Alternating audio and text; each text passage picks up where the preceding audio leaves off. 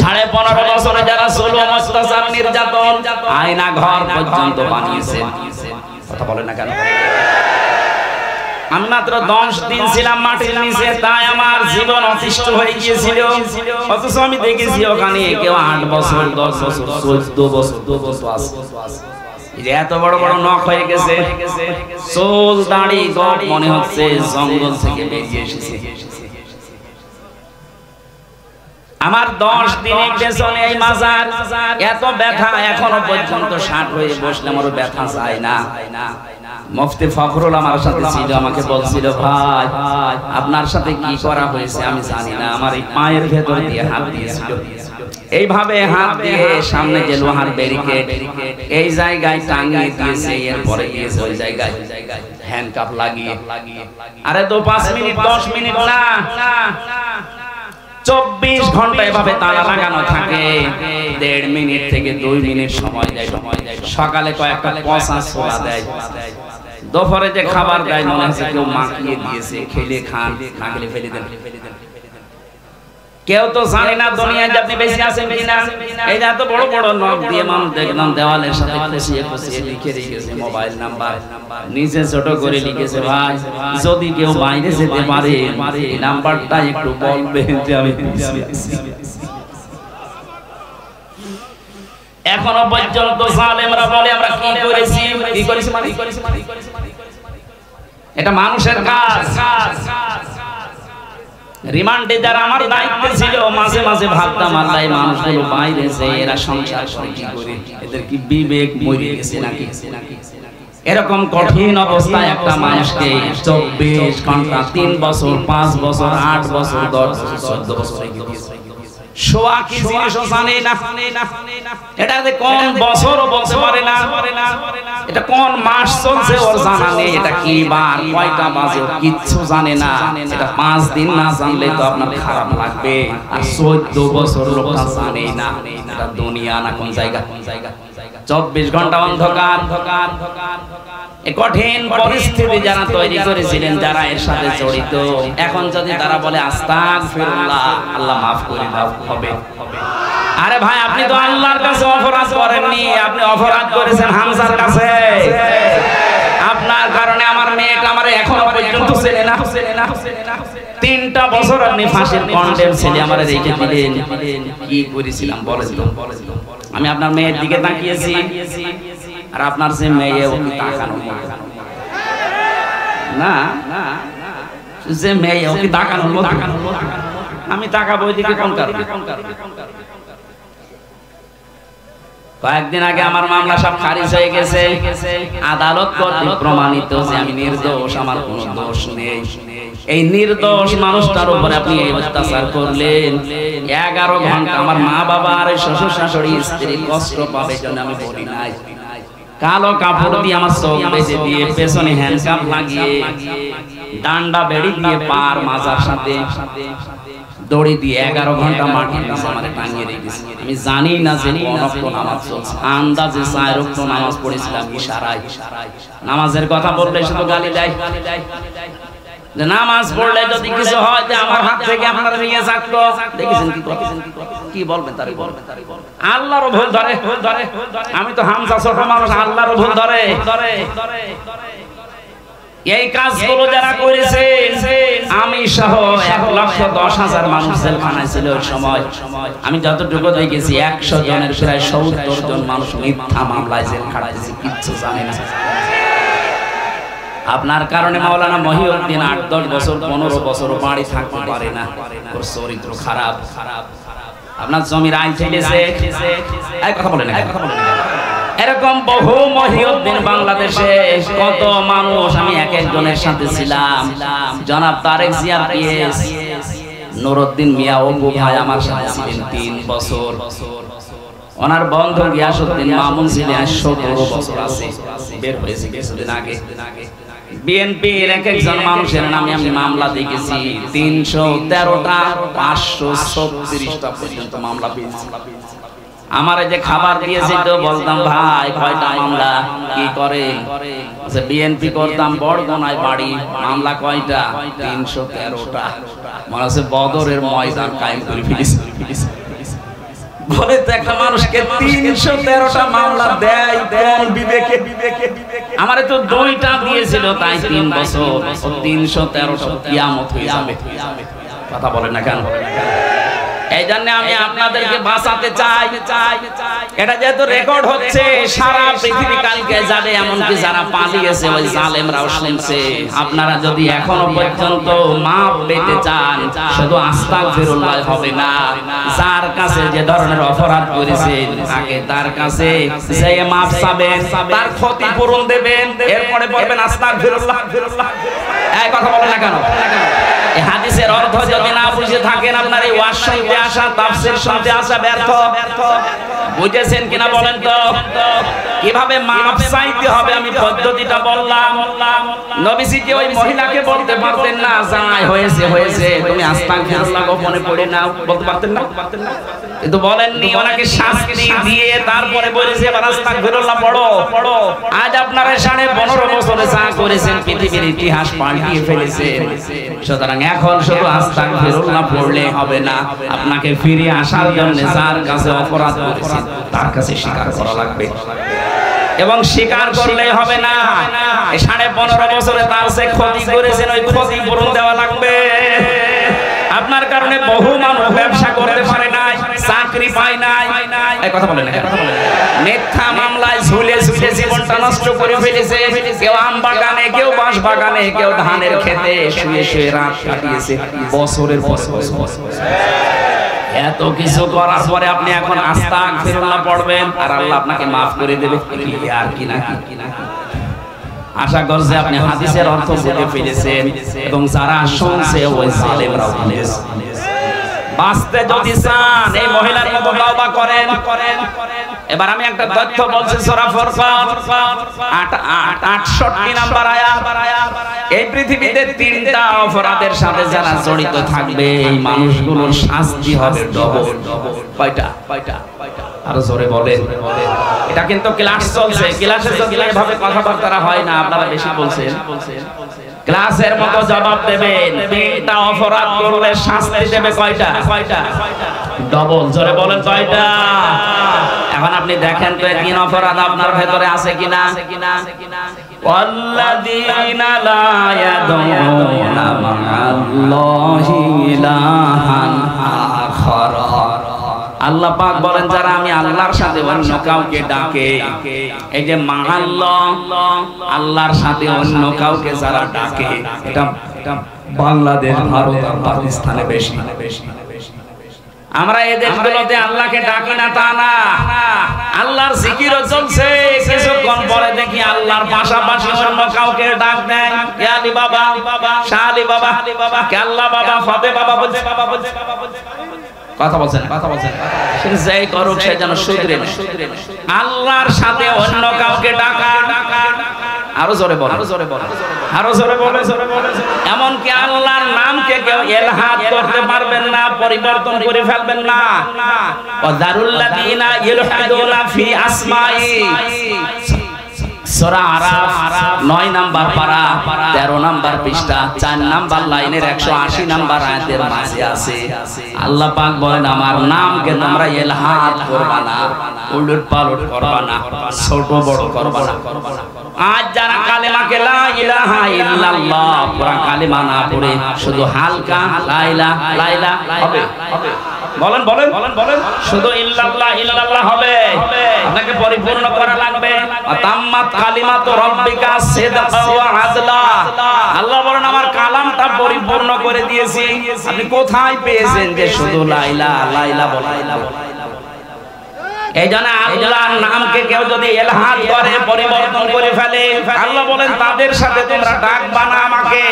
এরপরেও যদি বলেন আমার বাবা বলেছে, বাবার সাথে যাবার না, এর চাইতে শক্ত কথা আমার জানা নেই। আমি আপনার বিবেকের উপরে রড়া নাড়লাম, এরপরও যদি কারো বিবেকে কাজ না করে জানতে হবে ওর বিবেকের উপরে পোশাক। ও বলছে ঠিক।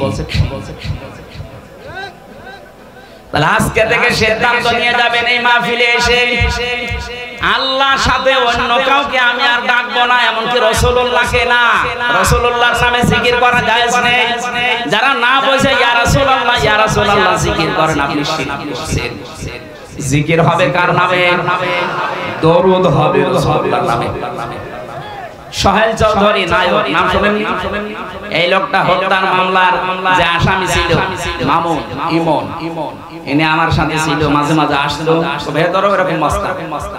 ও দেখতাম ফজরের আগে আমরা যখন তাহাজ্জুদ পড়তে উঠি ওই সময়, এখন বের হয়েছে 25 বছর পরে বের হয়েছে, ওই সময় দেখেছি উনি জিকির করছে উঠে, ইয়া রাসূলুল্লাহ ইয়া রাসূলুল্লাহ। একদিন বললাম, ভাই আপনি এই জিকির করেন মানে? মুহাব্বত না, এটা মহব্বতের জিকির না, আপনি শিরক করছেন। এই আয়াত দিয়ে তাকে আমি বুঝিয়েছিলাম, আল্লাযীনা লা ইয়াদউনা মা'আল্লাহি ইলাহান আখার। আল্লাহ পাক সাথে ডাকছে, আল্লাহর সাথে সাথে আপনি অন্য কাউকে ডাকতে পারবেন না। ওর পরে দেখলাম তার কয়েকদিনের ভেতরে এই জিকির বাদ দিয়ে আল্লাহর 99টা নাম মুখস্থ করে ফেলেছে। তখন পাঁচ মাসে জিকির করতো, ইয়া রহমান ও ইয়া রহিম ও ইয়া গফফার। হ্যাঁ, এটা কর, এটা কর। ওয়ালিল্লাহিল আসমাউল হুসনা ফাদউহু বিহা। আমি আল্লাহর অনেক সুন্দর সুন্দর নাম আছে, যে নামে পারো আমাকে ডাকো, কিন্তু সাবধান আমার নামকে উলট পালট করবা না।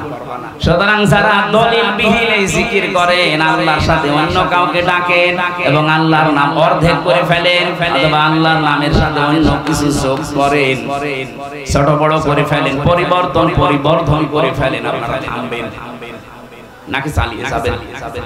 আমি তো বলছি এটা শুধু আপনার জন্য না, এটা রেকর্ড হচ্ছে। সারা বাংলাদেশ সহ বিশ্বের বহু মানুষ এখন লাইভ দেখছে।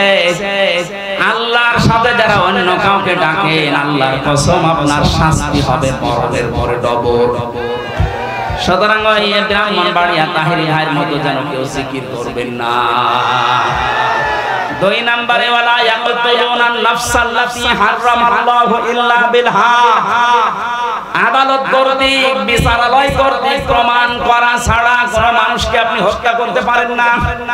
অথচ আগস্টের 5 তারিখের আগে 3732 জন মানুষ মারা হয়েছে এই দেশে। এই কথা বলা রাখতে, এই মানুষগুলো মারার পেছনে একটাও যুক্তিসঙ্গত কোনো কারণ নেই, আদালত কর্তৃক প্রমাণিত কোনো দলিলও নেই। আপনি নিজের ইচ্ছা মতো মারলেন, কথা বলেন না, কথা বলেন। এর সাথে যিনি জড়িত, যারা জড়িত তাদের শাস্তি হবে ডবল। 3 নম্বরে, ওয়ালা ইয়াজনুন, জিনা করা যাবে না। কে বলছে? জিনা করলে শাস্তি কয়টা? ডবল। বলেন। ইউদাফু লাহুল আযাবু ইয়াউমাল কিয়ামাহ।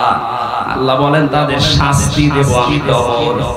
ও চুয়াডাঙ্গাবাসী, বিবেকটা খুলে, বিবেকের কানটা একটু এদিকে দেন।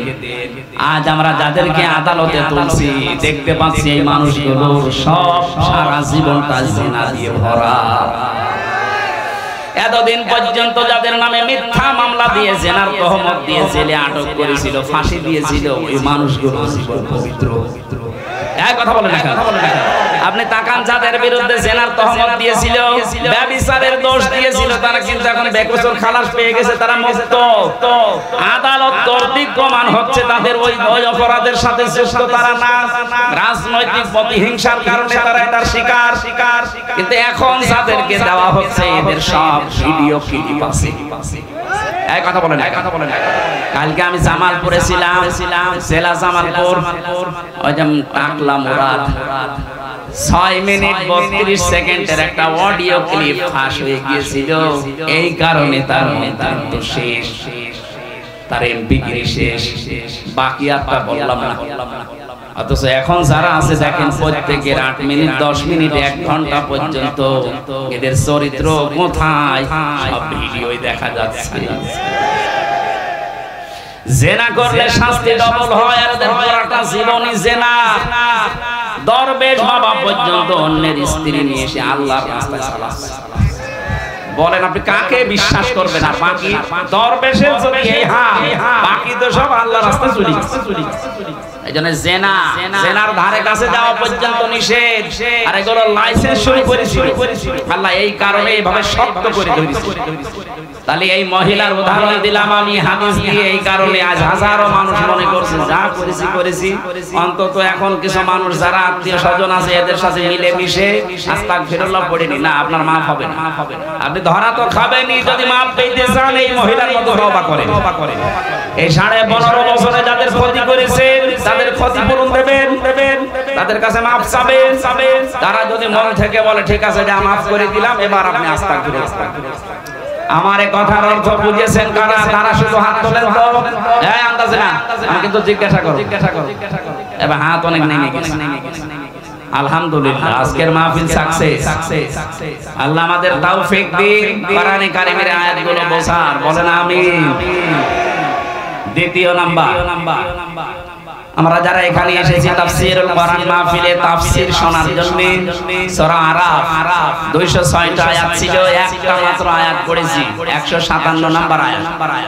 আমাকে আল্লাহ যতটুকু জ্ঞান দিয়েছে আয়াতের উপরে আমি যতটুকু স্টাডি যতটুকু লেখাপড়া করেছি আমি সেই আকারে কথা বলার চেষ্টা চালাচ্ছি। আল্লাহ তৌফিক আমাকে যেন দান করেন। জবান খুলে সকলে বলেন আমিন। এবার আপনি একটু তেলাওয়াত করেন ভাই। আউযু বিল্লাহি মিনাশ শাইতানির রাজীম। বিসমিল্লাহির রহমানির রহিম।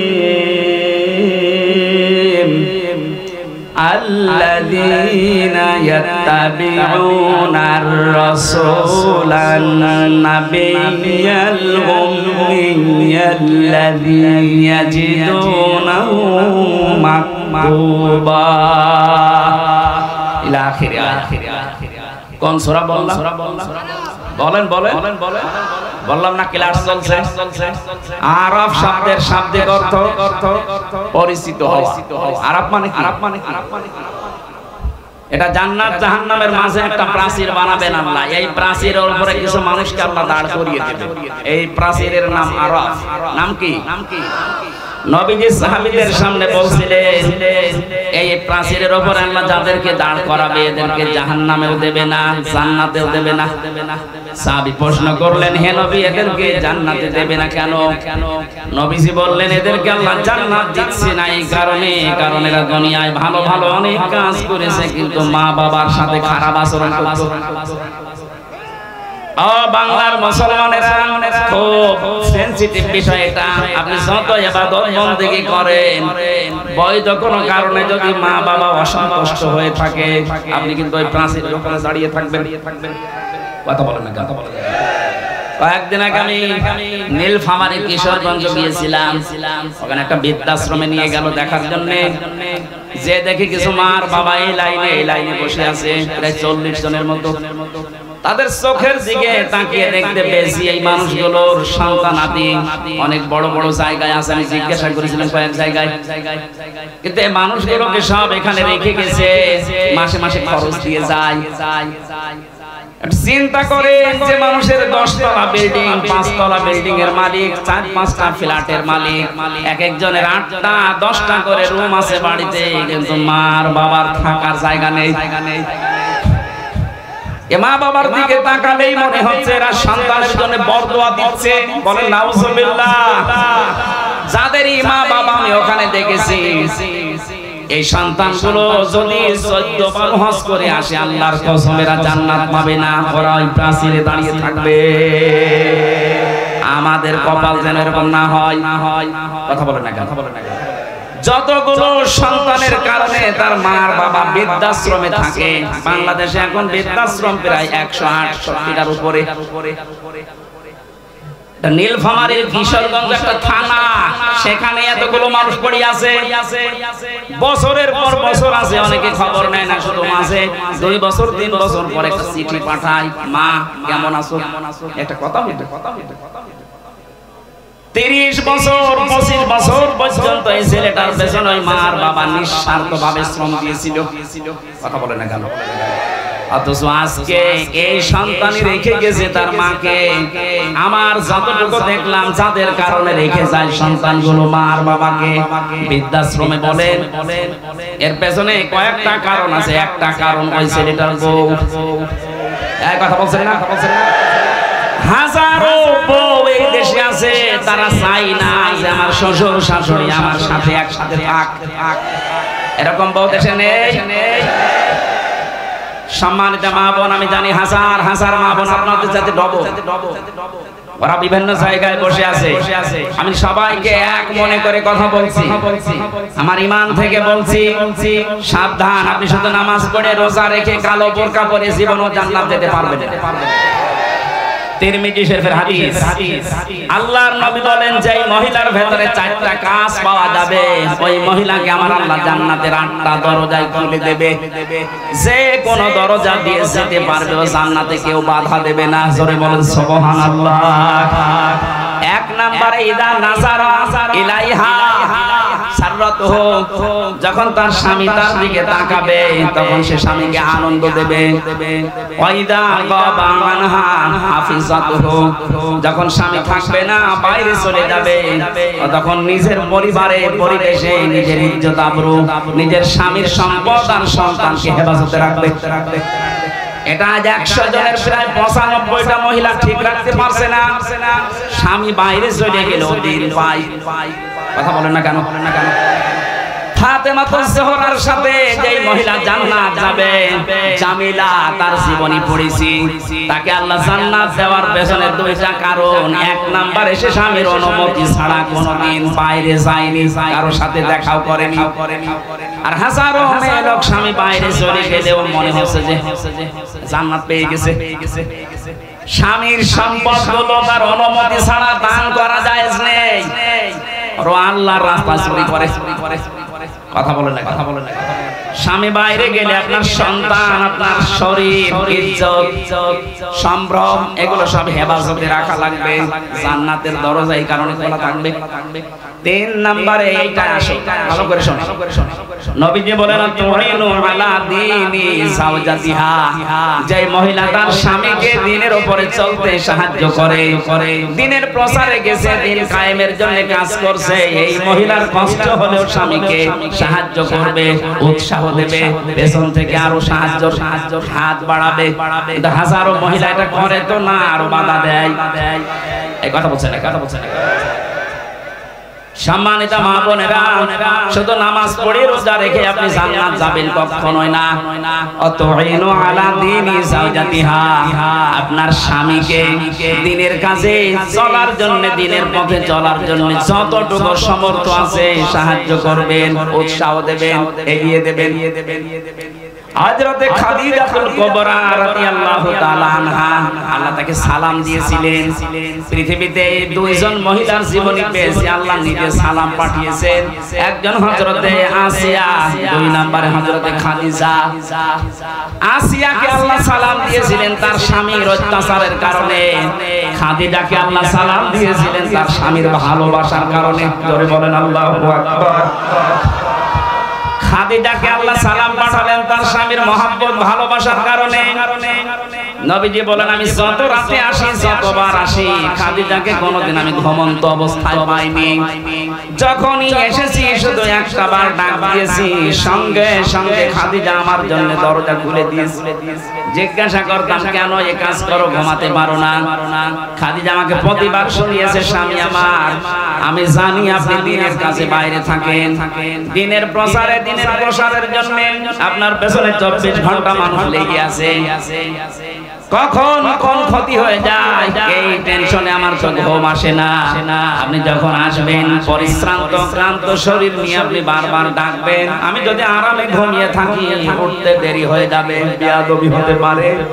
এই কারণে যতক্ষণ না আসেন ততক্ষণ পর্যন্ত ঘুম লাগলো আমি বিছানায় না ঘুমিয়ে দরজার সাথে হেলান দিয়ে ঘুমাই। স্বামীর এই মহব্বত দেখে আমার আল্লাহ তাকে সালাম পাঠিয়েছিলেন দুনিয়ায়। আর আমরা স্বামীর সাথে এমন আচরণ করি, সালাম তো দূরের কথা, আল্লাহ গজব পাঠায়। কথা বলেন না কেন?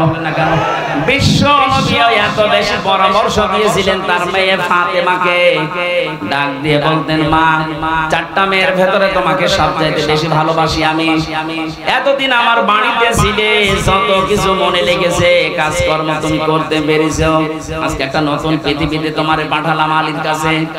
সাবধান, শরীয়ত সম্মত কোনো বিধান নিয়ে আমার জামাইয়ের সাথে বারগেনিং করবা না। শরীয়তের ভেতরে থেকে যদি আমার জামাই হযরতে আলী কোনো বিষয়ে তোমার উপরে মন খারাপ করে, এই অবস্থায় যদি তোমার মরণ হয়ে যায়, আমি নবী হয়ে বলছি তোমার জানাজায় বাবা হয়েও যাব না। আজ বাংলার বাবাগুলো যদি এইভাবে সতর্ক করতো, বাংলাদেশে ডিভোর্স হইতো না, সংসারে তালাক পড়তো না। কথা বলেন না কেন? আপনার মেয়েটাও দুনিয়ায় জান্নাতের একটা পরিবেশ পেত। আপনি নিজের পরিবার যেমন জাহান্নাম বানিয়ে রেখেছেন, আপনার মেয়েটার পরিবারও জাহান্নাম বানিয়ে দিচ্ছেন। আপনি আদর্শ বাবা না, আপনাকে বাবা হওয়া লাগবে মুহাম্মদুর রাসূলুল্লাহর মতো। আমার কথা ছিল, আপনার স্বামী যতক্ষণ বাইরে থাকবে দ্বীনের কাজে, মানবতার কাজে, আপনাকে সাহায্য করা লাগবে, তাকে সহযোগিতা করা লাগবে, উৎসাহ দেওয়া লাগবে। আপনি যদি বাধার কারণ হয়ে দাঁড়ান, জান্নাত আপনার জন্য ব্যারিকেড হয়ে দাঁড়াবে। 4 নম্বরে বেশি স্বামী যা আদেশ করে ওটা যদি জায়েজ হয়, স্বামী যেটা চায় ওটা যদি জায়েজ হয়, স্বামী যেটা পছন্দ করে ওটা যদি জায়েজ হয়, আপনার জীবন থাকতে ওটা মানা লাগবে। এই 4টা কারণ পেয়েছি আমি তিরমিজি শরীফে। এখানে যত মহিলা এসেছে 5 ওয়াক্ত নামাজ আর রমজানের রোজার পাশাপাশি আমার আল্লাহ 4টা কাজ তাদেরকে করার তৌফিক দেন। বলেন আমিন। জীবননগরবাসী আরাফ নামক স্থানে মা বাবার সাথে বিয়াদবি করার কারণে আপনি দাঁড়িয়ে আছেন। নবীজি বলেন এরা জাহান্নামে যাচ্ছে না। সাহাবী বললেন কেন?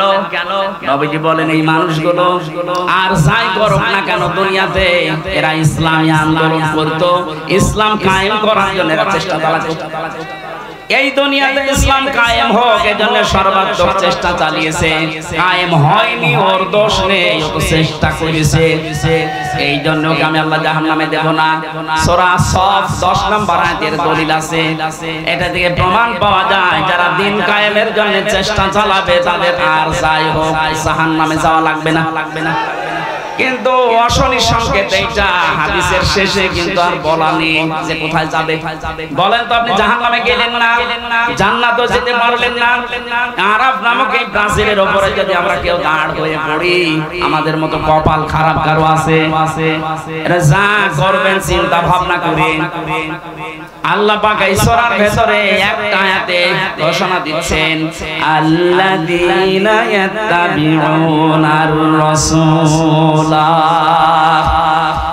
এই আয়াতের ভেতরে আমি 13টা কাজ পেয়েছি, একটু খেয়াল করে শুনবেন।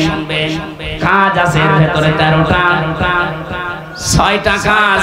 1 নম্বরে আছে পরিচিতি, 2 নম্বরে আছে সকল ন্যায় এবং অন্যায়ের আদেশ আর নিষেধ, 3 নম্বরে পবিত্র বস্তু হালাল করা, 4 নম্বরে অপবিত্র বস্তুগুলো হারাম করা, 5 নম্বরে বোঝা, চাপানো বোঝা এবং বন্ধন যেটা সেটা থেকে আল্লাহ মুক্ত করে দেওয়া, 6 নম্বরে উৎকর্ষ সাধন করা মানব জীবনের। এই যে 6টার পরে আমার আল্লাহ এই আয়াতের শেষের দিকে জানিয়েছেন যে নবী আর রাসূল তোমাদেরকে পাঠালাম, তার দায়িত্ব ছিল দুনিয়ায় 3টা। তোমাদেরকে কিয়ামত পর্যন্ত এই 3টা দায়িত্ব পালন করা লাগবে। তার প্রতি ঈমান আনতে হবে, সম্মান করা লাগবে, সাহায্য করা লাগবে, সহানুভূতি দেখানো লাগবে। তার প্রতি যে আলো আমি পাঠিয়েছি তার মানে কোরআন শরীফ, এইটার উপরে অনুসরণের মাধ্যমে জীবন চালাতে হবে। শেষের শব্দ হচ্ছে উলাইকা হুমুল মুফলিহুন, এরা সফল কাম। এবার আসেন আমরা আয়াতের ব্যাখ্যায় যাই। 1 নম্বরে আল্লাযীনা ইয়াত্তাবিউনার রাসূলা, যারা অনুসরণ করবে। ইয়াত্তাবিউনা এটা মুজারে, বর্তমান ভবিষ্যৎ প্রেজেন্ট ফিউচার। যারা অনুসরণ করছে এবং করবে কার? রাসূল, নবী, উম্মি, 3টা পরিচয় দিয়েছেন। একটু খেয়াল করে শোনা লাগবে এটা। আল্লাহ পাক যার অনুসরণ করার জন্য আমাদের সবাইকে আদেশ দিচ্ছে, তার পরিচয় কয়টা বললাম? তিনটা। আরো জোরে বলেন কয়টা? এক নম্বরে তিনি রাসূল, দুই নম্বরে তিনি নবী, তিন নম্বরে তিনি উম্মি। এখন রাসূল কাকে বলে, নবী কাকে বলে, উম্মি কাকে বলে? আমার আয়াতের মূল শব্দের তাফসীর করার নিয়ত ছিল ইয়ামুরুহুম বিল মারুফ ওয়া ইয়ানহাহুম আনিল মুনকার, এই দুইটা শব্দে। বাকিগুলো আপনারা তাফসীরে ফি জিলালিল কোরআন, ইবনে কাসির, মারিফুল কোরআন, তাফসীর হাক্কানি, এই চারটা তাফসীর থেকে আমার আজকের আলোচনা, এগুলো একটু দেখে নিয়ে আরো বিস্তারিত জ্ঞান পাবেন। এমন রাসূলের পরিচয় দিয়ে আল্লাহ অনুসরণ করার কথা বললেন, তার প্রথম পরিচয় তিনি মুহাম্মদ ইবনে আব্দুল্লাহ না, তিনি রাসূল। আমি এবার আলেমদেরকে বলছি, রাসূল হওয়ার জন্য ওনাকে যে সময় বেঁধে দিয়েছিলেন আল্লাহ, জন্মের পর থেকেই কিন্তু ওনাকে কেউ রাসূল বলে নাই। পুরা আরব জাহানের ভেতরে ওনাকে বলতো আল আমিন, আস সাদিক অথবা মুহাম্মদ ইবনে আব্দুল্লাহ। কথা বলেন না কেন? 1 থেকে 40 বছর কেউ পুরা আরব জাহানের রাসূল বলেছে? বলেন কখন বলেছে? 40 বছর বয়সে তিনি যখন আল্লাহর কাছ থেকে পেয়েছিলেন, ইকরা বিসমি রাব্বিকাল্লাযী খালাক, আল্লাহ পাক এই 5টা আয়াত তাকে দেওয়ার সঙ্গে সঙ্গে তিনি বাড়িতে আসলেন। এই বললাম না, একটু খেয়াল করা লাগে এখানে। বাড়িতে আসার পরে বললেন জাম্মিলুনি ইয়া খাদিজা, আমাকে ঢেকে দাও, আমি ভয় পেয়েছি। হযরতে খাদিজা ওই দিন তাকে 5টা কথা শুনিয়েছিলেন। পৃথিবীর কোন স্ত্রী যদি স্বামী যে 5টা কথা বলতে পারে, সে স্বামী যেন বিশ্বাস করে সে হক পথে আছে। আর যদি মনে করেন না স্ত্রীর পক্ষ থেকে 5টা কথা আসে না, আপনি যত বড় আল্লাহর ওলি দাবি করেন, আপনি বুঝবেন আপনি ভ্রান্ত পথে আছেন। খাদিজা ওই দিন বলেছিলেন, যদিও তিনি ঈমান এখনো আনেননি, প্রথমেই বলেছিলেন স্বামী ভয় পাবেন না, কাল্লা আল্লাহি মা ইয়াখজি আল্লাহু আবাদান, আল্লাহর কসম কখনো আল্লাহ আপনাকে ভয় দেখাতে পারেন না। জিন পরি ভূত পেতনি যাই বলেন, যারা ভয় দেখায় এরা আপনার কাছে আসতে পারে না। কারণ কি? ইন্নাকা লা তাসিলুর রহিমা, আপনি আত্মীয়তার সম্পর্ক ঠিক রাখেন। এই হাদিস দ্বারা বোঝা যায় দুনিয়ায় যারা আত্মীয়তার সম্পর্কগুলো ঠিক রাখতে পারে, অটুট রাখতে পারে, তাদের ভেতর থেকে আল্লাহ ভয় দূর করে দেয়। আর আমাদের রাতের বেলা আমার মনে হয় তাল গাছের ভেতরে কিছু নড়াচড়া করলো ভয় লাগে। কথা বলেন না কেন? এত ভয় আপনার ভেতরে, কারণ কি? কারণ আপনার রক্তের সম্পর্ক ঠিক নেই। চেহারা সুরত দেখলে মনে হয় জান্নাত থেকে পালিয়ে এসেছে, অথচ নিজের আপন ভাইয়ের সাথে কথা বলে না। এই কথা বলছেন,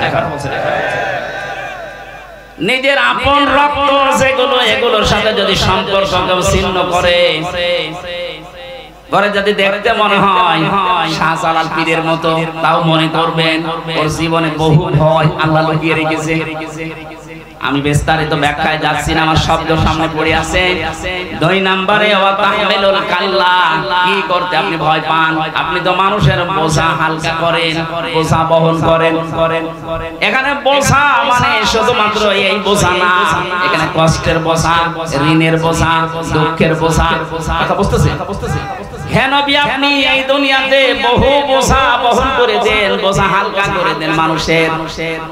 অথচ আশ্চর্য হয়ে গেল, এতবার জীবনে হজ করার পর, নবীর উম্মত দাবি করার পর, মুসলিম জাতি অনেকে তাকে মা বলে, অনেকে তাকে বোন বলে, অথচ এই মানুষটা পালিয়ে যাওয়ার সময় কত রকমের বোঝা আমাদের উপরে দিয়ে গেল। এই কথা বলেন। এই যে 3732 জন মানুষ মরে গেল, এগুলো দেশের জন্য বোঝা হয়ে গেছে না? 2780 জন মানুষ এখনো হাসপাতালে কাতরাচ্ছে। তারা তাদের পরিবারের কাছে, সমাজের কাছে এই দেশের জন্য এখন বোঝা না।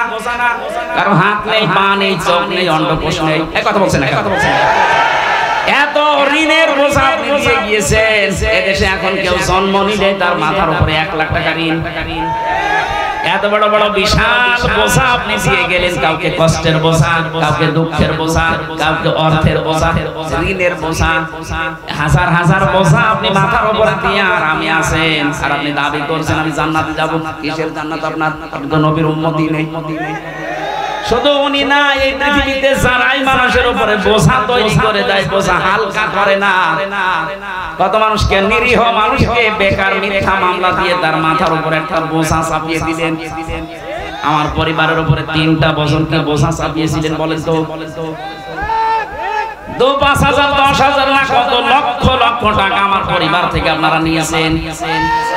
মনে হচ্ছে যে আমার বাবার কাছে টাকা পায়, সে টাকা চাইতে গেছে।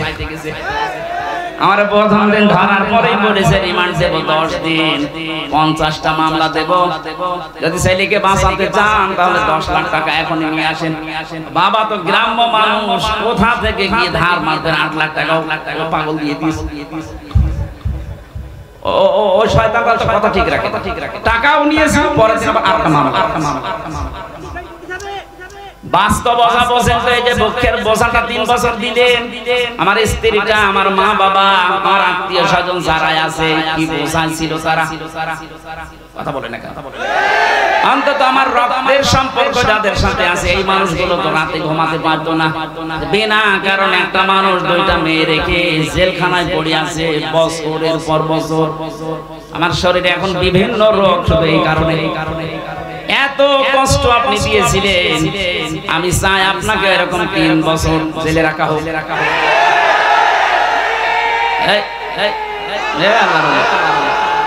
ঠিক আছে, বসেন, ঠিক আছে, বসেন, এই বসেন, বসেন, বসেন, বসেন। আমার যে তথ্যগুলো বলা দরকার তাফসীর মাহফিলে আমি এবার আরম্ভ করছি। এদিকে থাকা, আমার এই হাদিস পড়া বলতে গেলে সময় চলে যায়। দ্বিতীয় নম্বরে আমি পেয়েছিলাম রাসূলুল্লাহ যেই দিন হয়েছিলেন, ওই দিন থেকে তিনি যতদিন দুনিয়ায় জীবিত ছিলেন, এই 23 বছর, এই 23 বছরের 13 বছরের জীবন শুনতে অনেক মানুষের আগ্রহ আছে এখনো। আমি যদি এখন ওই 23 বছরের ভেতরে 13 বছরের মক্কার জীবনী বলি, কত মানুষ এখানে চোখের পানি ফেলে কাঁদবে। কিন্তু ওই রাসূলুল্লাহ তার 23 বছরের 13 বছর বাদ দিয়ে এখনো থাকে 10 বছর। বলেন বলেন, এই 10 বছরে তিনি প্রেসিডেন্ট ছিলেন। প্রেসিডেন্ট কি এমনি হয়ে গেছে, কিছু করা লাগেনি। ওই কথাগুলো বলতে গেলে তখন কিছু মানুষের মন পাওয়া যায় না, বলো হুজুর এবার রাজনীতি হচ্ছে। আমার মনে হয় নবীজি যদি এখন বেঁচে থাকতো, শয়তান নবীজি এটা বলতো। সুতরাং আপনি ভুল বুঝবেন না, আমি আপনাকে বাঁচাতে চাই। আশা করছি আপনি এই বুঝটা নিয়ে যাবেন। এমন রাসূলকে অনুসরণ করার কথা বলা হচ্ছে যার রাসূলুল্লাহর বয়স শুধু এই 10 বছর 13 বছর না, পুরা 23 বছর। কথা বলেন না, কথা বলেন না। তাকে অনুসরণ করা লাগবে কি শুধু 13 বছর? আরো জোরে, কয় বছর? 23 বছর। আগের 23 বছর তিনি হিলফুল ফজল গঠন করার মাধ্যমে কাটিয়েছিলেন। 17 থেকে 40 এই 23 বছর।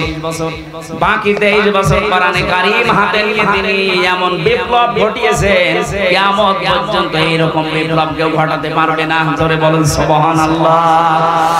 বিশ্ব নবী যেমন বলেছিলেন খায়রুল কুরুনি করনি, আমার যুগ শ্রেষ্ঠ যুগ। হয়তো সেরকম সেই শ্রেষ্ঠ যুগ এই পৃথিবীতে আর হবে না, কিন্তু শান্তির যে সমাজ তিনি প্রতিষ্ঠা করেছিলেন, ওই নমুনা দেখানো যাবে।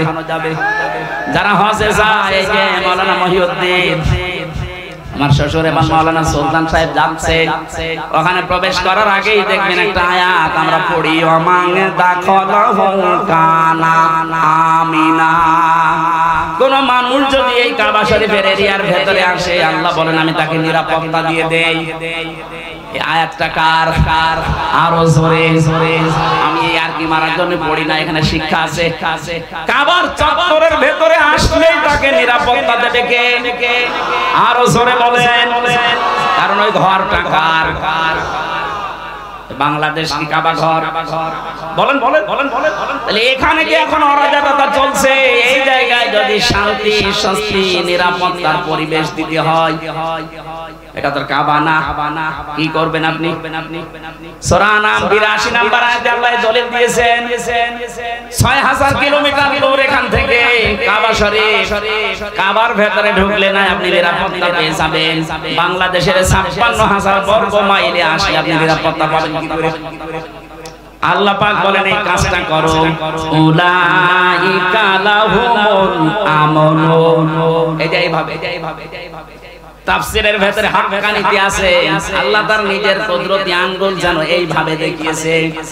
বাংলাদেশ নামক একটা দেশ আছে 257টা দেশের ভেতরে, এর ভেতরে চুয়াডাঙ্গা একটা জেলা আছে, এর ভেতরে জীবননগর থানা আছে, ওথলি একটা গ্রাম আছে। এই বাজারের ময়দানে যারা কোরআন শুনছে, আল্লাহ ঠিক যেন তার হাত এইভাবে দেখাচ্ছে যে উলাইকা, এই মানুষগুলো উলাইকা লাহুমুল আমনু, এদেরকে আমি নিরাপত্তা দিতে চাই। এরাই নিরাপত্তার হকদার। কারা? এর আগে আল্লাহ কয়েকটা গুণ দিয়েছেন, আল্লাযীনা আমানু ওয়া লাম ইয়ালবিসু ঈমানাহুম বিযুলমিন। পৃথিবীর ময়দানে যারা ঈমান এনেছে, ঈমান আনার পরে তাদের ঈমানের সাথে যারা জুলুমকে মিশ্রণ করে নাই। এখানে জুলুম মানে শিরক। জুলুম মানে কি? সুতরাং আমরা যদি এই বাংলাদেশে আমাদের ঈমান যায় আছে, ঈমানের সাথে যদি শিরক মিশ্রণ না করি, জুলুম মিশ্রণ না করি, এই দেশটা আল্লাহ কাবা শরীফের মতো নিরাপত্তা দিয়ে দেবেন। আমি আশা করি কথা বুঝতে পেরেছেন। সুতরাং বাংলাদেশ সামনে যদি আমরা নিরাপত্তা দিতে চাই, আর্মি দিয়ে, বিডিআর দিয়ে, পুলিশ দিয়ে, র‍্যাব, সিটা, কোবরা দিয়ে হবে না। এদেশকে নিরাপত্তা দিতে হলে শিরক মুক্ত করা লাগবে, জুলুম মুক্ত করা লাগবে। একটা হয়েছে অলরেডি, চেষ্টা চলছে, অন্তত এই দেশে আর জুলুম নেই। কথা বলে না কেন? এখনো কিছু হালকা আছে, এটা থাকবে না যদি শিরক মুক্ত এই দেশ হয়। কে মুক্ত? বলেন বলেন বলেন। এই শিরকটা কার সাথে? এবার আসেন এই শব্দটা বিজুলমিন আই শিরকিন, এই শব্দের ব্যাখ্যা পড়েছি আমি তাফসীরের ভেতরে পেয়েছি 4টা। শিরক থেকে কেউ যদি নিজেকে বাঁচাতে চায়, সে যেন শিরক বিল যাত, শিরক বিল সিফাত, শিরক বিল ইখতিয়ারা, শিরক বিল হুকুক, এই 4টা থেকে নিজেকে বাঁচায়। শ্রেণী বিন্যাস করে করে আমি তাফসীরের ভাষায় দেখেছি 120 প্রকার হয় শিন, র আর কাপ। এত কথা এর ভেতরে আল্লাহ লুকিয়ে রেখেছেন। যত চেষ্টা করবেন তত নতুন নতুন তথ্য আপনি এখান থেকে পাবেন। আমরা কোরআনে কারীমের কথা বলতে গেলে কথা খুঁজে পাই না, আর আমার তো মনে হয় কোরআনের কোন আয়াত পড়লে শেষই হয় না। আপনি লেখাপড়া করবেন তো পাবেন কোথায়? বাস্তবে আমাদের এই দেশকে শিরক মুক্ত করার জন্য আমরা অনেক চেষ্টা চালাচ্ছি। ডাক্তার মোহাম্মদ ডাক্তার আব্দুল্লাহ জাহাঙ্গীর রহিমাহুল্লাহ, আল্লামা শহীদ দেলাওয়ার হোসেন সাঈদী রহিমাহুল্লাহ, তারা চেষ্টা চালিয়েছিলেন শিরক, কুফর এগুলো দূর করার জন্য। কারণ তারা জানতেন এই পৃথিবীকে যদি নিরাপত্তা দিতে হয়, অবশ্যই এই পৃথিবীতে শিরক বন্ধ করা লাগবে। কারণ এটা একটা বড় জুলুম। ইন্না শিরকা লা যুলমুন আযীম। আমাদের চারিদিকে এমন এমন প্রতিবেশী আল্লাহ দিয়েছেন, সবগুলোই উল্টাপাল্টা। মায়ানমার, চীন, ভারত, আর একদিকে সাগর। একটা প্রতিবেশীর ভেতরে দেখেন তো জুলুম ছাড়া, শিরক ছাড়া আর কি আছে? আমরা যদি নিরাপত্তা এই দেশে পেতে চাই, আল্লাহর আশ্রয় ছাড়া কারো আশ্রয় নিয়ে সম্ভব হবে না। এইজন্য শিরক বিল যাত বন্ধ করা লাগবে, শিরক বিল সিফাত বন্ধ করা লাগবে, শিরক বিল ইখতিয়ার বন্ধ করা লাগবে, শিরক বিল হুকুক বন্ধ করা লাগবে। এটা তাফসীরে ইবনে কাসিরের ভেতর থেকে পড়বেন। আল্লাহ পাক বলেন, আমি আল্লাহ চাই তোমাদেরকে নিরাপত্তা দিতে। কাবা শরীফের ভেতরে আসলে যেমন নিরাপত্তা পেয়ে যাও, বাংলাদেশের 56,000 বর্গ মাইলও নিরাপত্তা পেয়ে যাবে যদি দুনিয়ায় শিরক না থাকে। সর্বাত্মকভাবে চেষ্টা চালাতে জানাতে হবে যে যেখানে আছেন, আমাদের বিশ্বাসে, আমাদের অনুভূতিতে, আমাদের পোশাকে, যে যেখানে আছে আমাদের কিন্তু শিরিক চলছে। এজন্য যখন মউতের ফেরেশতা আসে ওই সময় এসে এই কথা বলে, আল্লাযীনা তাতাওয়াফাহুমুল মালাইকাতু তাইয়্যিবিনা ইয়াকুলুনা সালামুন আলাইকুম উদখুলুল জান্নাতা বিমা কুনতুম তা'মালুন। বলেন আল্লাহু আকবার। সূরা নাহলের ভেতরে আছে এটা 14 নম্বর পারা 9 নম্বর পৃষ্ঠা 9 নম্বর লাইনে আছে 32 নম্বর আয়াত। আল্লাহ পাক বলেন এই মানুষটা যখন শিরক মুক্ত জীবন গঠন করার পরে বিছানায় পড়বে, মউতের বিছানায় আছাড় খেয়ে, ওই সময় ফেরেশতারা এসে বলবে যে তাজ্জিবিন মানে শুধু পোশাক পবিত্র করা না, তাজ্জিবিন মানে শুধু শরীর পবিত্র করা না, তাজ্জিবিন শব্দের শাব্দিক অর্থ তার চিন্তা, চেতনা, বুদ্ধি, মেধা, তার ব্যবসা বাণিজ্য, কর্মজীবন, তার পরিবার, তার অর্থনীতি, সমাজনীতি সব কিছু পরিষ্কার পবিত্র এগুলো করা লাগবে। আজ আমাদের সব কিছু পবিত্র হলেও এই দেশে এখনো পর্যন্ত অর্থনীতি পবিত্র হয়নি, সুদ দিয়ে পরিপূর্ণ। কথা বলেন না কেন?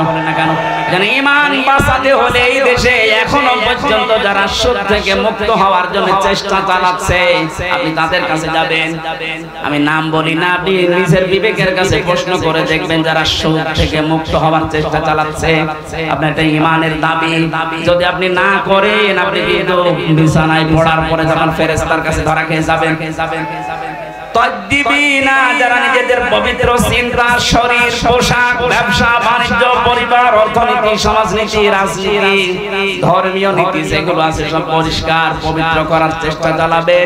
ফেরেশতারা বলবে ইয়াকুলুনা সালামুন আলাইকুম, শান্তি আল্লাহ তোমার বান্দা এর উপরে আমরা বর্ষিত করছি, উদখুলুল জান্নাহ, প্রবেশ করো ওই যে জান্নাত দেখা যাচ্ছে, বিমা কুনতুম তা'মালুন, যে কাজ তোমরা করেছিলে।